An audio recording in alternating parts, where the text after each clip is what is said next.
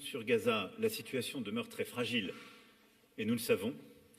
Et donc, il importe que le Hamas respecte pleinement les engagements qu'il a pris. Et il importe que la pression demeure pour que le cessez-le-feu soit pleinement observé.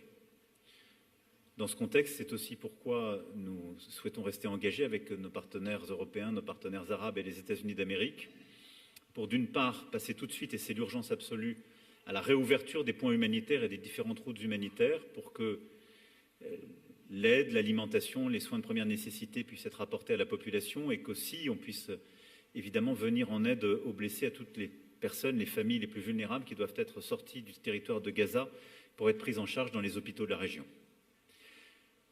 Le reste du chemin, vous le savez, est un chemin politique et nous plaidons pour qu'il y ait une résolution au Conseil de sécurité qui, dans les meilleurs délais, soit prise, qui permettra d'avoir un cadre international à la fois à la gouvernance et à la sécurité. Sur l'Ukraine, ce sur quoi nous œuvrons avec constance, c'est la même chose. D'abord, tant qu'il y a la guerre, le soutien à l'Ukraine, militaire, capacitaire et financier.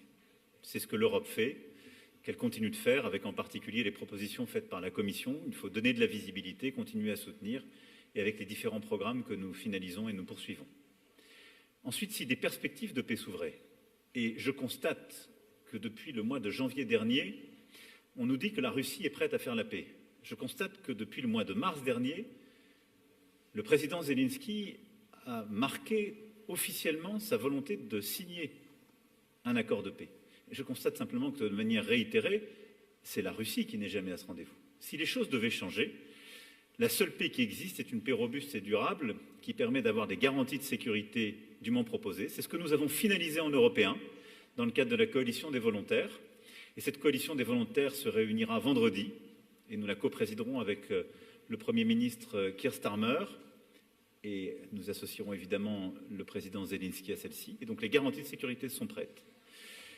Il y a ensuite les négociations territoriales et celles-ci ne peuvent être négociées que par le président Zelensky au titre de son pays. Nul autre ne saurait le faire. Et donc à l'Ukraine de décider pour elle-même et son territoire, aux Européens de décider pour eux-mêmes et leur sécurité. C'est comme ça que les choses peuvent avancer et dans nul autre cadre.